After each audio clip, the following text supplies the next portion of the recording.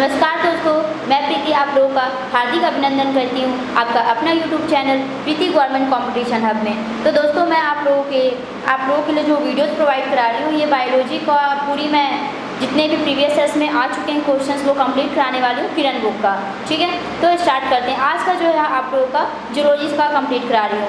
किरण book का जितने भी रेलवे से रिलेटेड क्वेश्चंस है वो बहुत ही इंपॉर्टेंट है और आपके जो अगस्त में एग्जाम्स होने वाले हैं उसके पॉइंट ऑफ व्यू से बहुत ही ज़्यादा बेनिफिट आप लोग को मिलने वाला है। तो दोस्तों सबसे पहले जो भी इस चैनल को सब्सक्राइब नहीं किए हैं वो सब्सक्राइब कर लेंगे, वीडियोज़ को शेयर करेंगे और लाइक करेंगे। ठीक है, तो चलिए स्टार्ट करते हैं। तारा मीन क्या है? ऑप्शंस है एक प्रकार की मछली जो सागर में रहती है। सेकेंड ऑप्शन है एक प्रकार की मछली जो शुद्ध पानी में रहती है। थर्ड ऑप्शन है सामुद्रिक स्तनपायी जिन्हें एकिनोडर्स कहा जाता है। और फोर्थ इनमें से कोई नहीं। तो जो आपका करेक्ट आंसर है वो है थर्ड, सामुद्रिक स्तनपायी जिन्हें एकिनोडर्म कहा जाता है। अब आपका सेकेंड क्वेश्चन है डियर दोस्तों, समुद्री गाय क्या है? एक सरीसृप, एक स्तनपायी, एक कीट या एक पक्षी? ये देखिए प्रीवियस ईयर में क्वेश्चंस ऑलरेडी आ चुके हैं आरआरबी 1997 में। ठीक है, तो इसका जो आपका करेक्ट आंसर है वो है स्तनपायी। क्वेश्चन थर्ड है, एक कोशिका के जीवन काल में डीएनए नाभिक कितनी बार विभाजित हो सकता है? केवल एक बार, दो बार, कई बार या प्रजाति एवं वातावरण पर निर्भर करता है? तो आपका आंसर 4 करेक्ट है, ये प्रजाति एवं वातावरण पर निर्भर करता है। और दोस्तों देखिए 1997 में आरआरबी के द्वारा क्वेश्चन पूछा जा चुका है।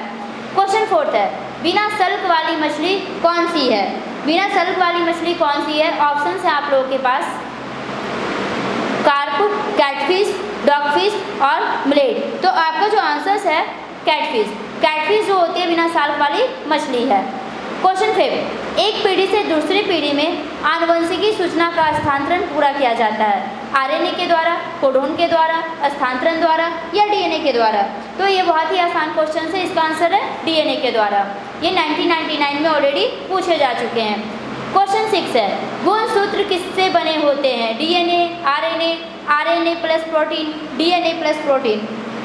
तो जो आपका करेक्ट आंसर है डीएनए प्लस प्रोटीन। और ये 1999 में रेलवे के द्वारा पूछा जा चुका है।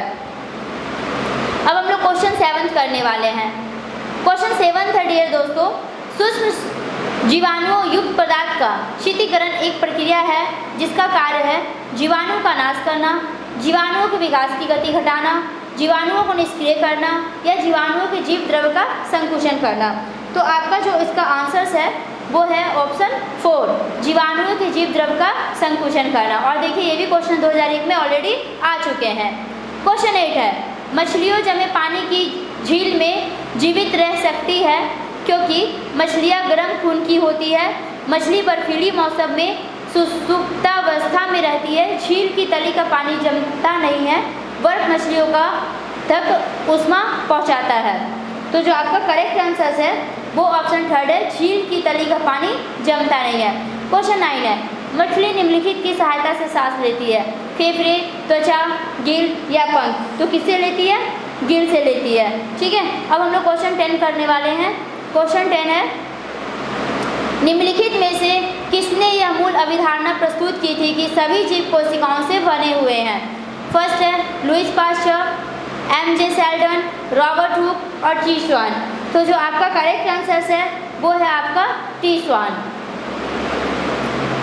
नहीं sorry, option 4 B and D, यानी एम.जे. सेल्डन और टी स्वान, ये आपका करेक्ट आंसर है। ठीक है, ये देखिए 2002 में ऑलरेडी पूछे जा चुके हैं। अब क्वेश्चन 11 है आपका, जीव कोशिका पादप कोशिका से भिन्न होती है क्योंकि उसमें कोशिका भित्ति नहीं होती, हरित लवक नहीं होते, तारकेंद्र होते हैं, हीमोग्लोबिन होते हैं। तो ऑप्शंस है A and B, A and C, A B C, A B D या कोई नहीं। तो जो आपका करेक्ट आंसर है वो है आपका ऑप्शन 3 ए बी सी, यानी कोशिका भित्ति नहीं होती, हरित लवक भी नहीं होते हैं और तारकेंद्र होते हैं। तो आपका करेक्ट आंसर ऑप्शन 3 है। अब हम लोग क्वेश्चन 12 करने वाले हैं। क्वेश्चन 12 है, निम्नलिखित में से कौन सबसे बड़ा जीवित स्तनपायी है? जिराफ, सफ़ेद हाथी, गैंडा और नील व्हेल?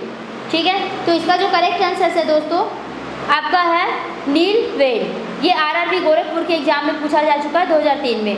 चींटी के कितने पैर होते हैं? Very important question. चींटी के कितने पैर होते हैं? 8 पैर होते हैं। तो आपका ऑप्शन थर्ड करेक्ट आंसर है। कौन सा जीव मिट्टी की उर्वरकता को बनाए रखता है? चूहा, केचुआ, फंजाई और बैक्टीरिया। कौन बनाए रखता है? ये जो है केचुआ बनाए रखता है। ठीक है। आरएनए का मुख्य कार्य है पाचन क्रिया में सहायता करना, प्रोटीन संश्लेषण में सहायता करना, दोनों या इनमें से कोई नहीं। तो ऑप्शन सेकंड प्रोटीन संश्लेषण में सहायता करना। नेक्स्ट क्वेश्चन, निम्नलिखित में से कौन शीतरक्त जानवर है? छिपकली, मेढक, मछली या इनमें से कोई नहीं। तो ये जो आपका इसमें आंसर्स है, इसका आंसर्स आपके हो जाएंगे छिपकली। कौन निम्नलिखित से संबंधित है? पुरुष कवरची, कोलेंड्रा, एनिलिडा और एंथ्रोपोडस। तो इसका करेक्ट आंसर आपका हो जाएगा एंथ्रोपोडस। 18 गोल्जी काय का प्रमुख कार्य क्या है? श्वसनी, सेल विभाजन प्रारंभ करना, पाचक रस उत्पन्न करना और स्त्राव। तो इसका आंसर क्या हो जाएगा? ऑप्शन 4। इसका आंसर ऑप्शन 4 करेक्ट है, स्त्राव। तंत्रिका तंतु किसकी रोधी ट्यूब द्वारा परिबंध होते हैं? मायोसिन, एक्टिन, माइलिन और फाइब्रिन। तो आंसर क्या है? Third, myelin. ठीक है। अब हम लोग क्वेश्चन 20 करने वाले हैं। क्वेश्चन नंबर 20 के क्वेश्चंस हैं।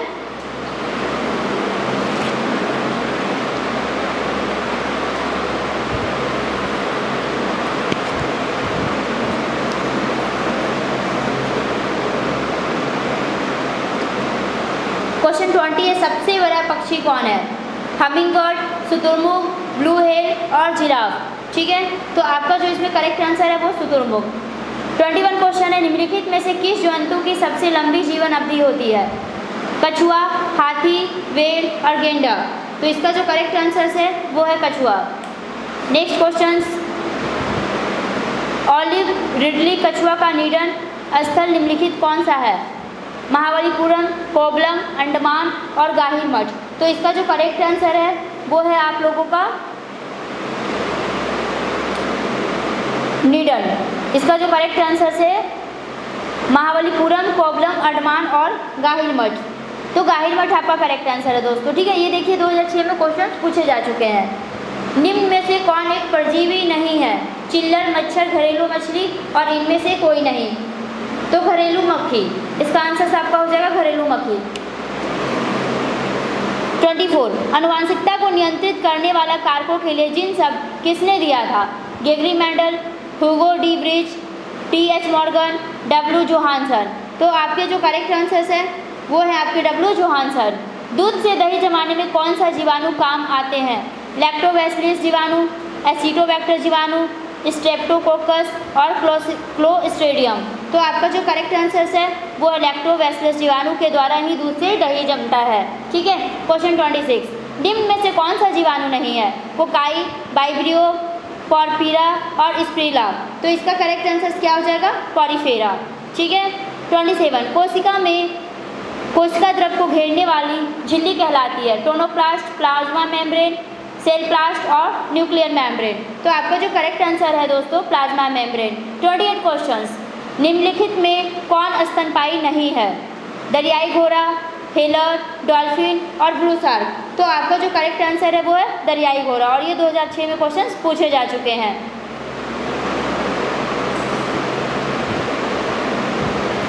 इनमें से कौन सा एक कीट के शरीर का उत्सर्जन है? मोती, मूंगा, लाछा और इनमें से कोई नहीं। आपका जो करेक्ट आंसर है दोस्तों वो है लाछा और ये देखिए 2006 में पूछा जा चुका है ऑलरेडी क्वेश्चन। लाइकेन दो जीवों का सहजीवन माना जाता है, वे सूक्ष्म जीव हैं, शैवाल और जीवाणु, शैवाल और कवक, शैवाल और ब्रायोफाइटा, फंजी और ब्रायोफाइटा। तो आपका जो करेक्ट आंसर है वो शैवाल और कवक है। न्यूरॉन इकाई है संयोजी ऊतक का, पेशी ऊतक का, एपिथेलियम ऊतक का और तंत्रिका ऊतक का। ठीक है दोस्तों, तो इसका जो करेक्ट आंसर है वो है करेक्ट आंसर है न्यूरॉन तंत्रिका, न्यूरॉन तंत्रिका ऊतक का, यानी कि आपका जो ऑप्शन 4 तंत्रिका ऊतक का, ये आपका करेक्ट आंसर है। निम्नांकित में से कौन स्तनधारी नहीं है? डॉल्फिन, बाघ, मानव और मगरमच्छ। मगरमच्छ, ठीक है, ये आपका करेक्ट आंसर है क्योंकि मगरमच्छ जो है वो स्तनधारी नहीं है, यह रेप्टाइल है। 33 क्वेश्चन, विषाणु में निम्न में से कौन सा प्रोटीन पाया जाता है? बाइलोप्रोटीन, लाइकोप्रोटीन, प्राइमरी प्रोटीन, सेकेंडरी प्रोटीन। तो आपका जो करेक्ट आंसर है वो है विषाणु में प्राइमरी प्रोटीन पाया जाता है। विषाणु की खोज 1892 ईस्वी में इवान विस्की ने की थी। ठीक है, अब हम लोग करने वाले हैं क्वेश्चन 34। इनमें से कौन कोशिका विभाजन में सबसे लंबा फेज है? लिप्टोनिन, जेगोटिन, पेकोटिन और इनमें से कोई नहीं। तो पेकोटिन आपका करेक्ट आंसर है। 35, चींटी सामाजिक कीट है क्योंकि वह कॉलोनियों में रहती है, वह जंगलों में रहती है, वह भाषा जानती है या वह भोजन करती है। तो इसका जो करेक्ट आंसर है वह कॉलोनियों में रहती है। अब हम लोग क्वेश्चन 36 करने वाले हैं। उत्तक है पेपर का प्रकार, दवा, समान कोशिकाओं का समूह या कपड़े की किस्म। तो इसका जो करेक्ट आंसर है आपका ऑप्शन 3 समान कोशिकाओं का समूह। RRB 2008 में पूछे जा चुके हैं। अब हम लोग करने वाले हैं क्वेश्चन नंबर 37। ये देखिए आपका मैच का क्वेश्चन है, मिलान कीजिए।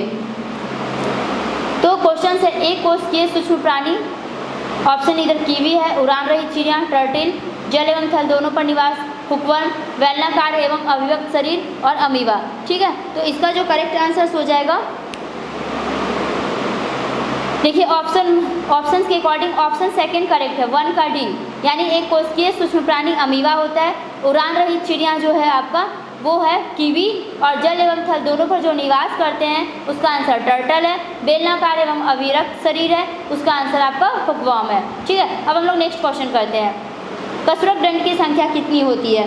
कसरत दंड की संख्या 33 होती है। विकास की प्रक्रिया में मनुष्य का सबसे निकटतम प्राणी निम्नलिखित में से कौन है? बाघ, हिरण, गाय और बंदर। तो आपका जो करेक्ट आंसर है दोस्तों वो है आपका बंदर। स्तनपायी जो अंडा देता है, स्तनपायी जो अंडा देता है, ऑप्शन से कंगारू, बतख, बिल्स, प्लेटिप्स, ओपोसम और ऑटोटम। तो इसका जो आंसर है दोस्तों वो है आपका सेकेंड, बतख, बिल्स और प्लेटिपस। ठीक है, 41 क्वेश्चन है। मधुमक्खी और टीडा किस वर्ग से संबंधित है? कीट, कीटाणु, पक्षी और इनमें से कोई नहीं। तो आपका जो आंसर है वो है आपका कीटाणु, करेक्ट आंसर है। क्वेश्चन नंबर 42 है। निम्न में से किस प्राणी की आंखें एक दूसरे से स्वतंत्र रहकर एक साथ 2 दिशाओं में देख सकती है? कंगारू, मेढक, गिरगिट और छिपकली। तो आपका करेक्ट आंसर है गिरगिट। डायनासोर का स्वरूप के किस वर्ग में आते हैं? मत्स्य, पक्षी, सरीसृप और स्तनधारी। तो आपका जो इसका आंसर है वो आपका सरीसृप, और 2011 में RRB के द्वारा पूछा जा चुका है। अब हम लोग स्टार्ट करेंगे क्वेश्चन 44 से। क्वेश्चन 44 है।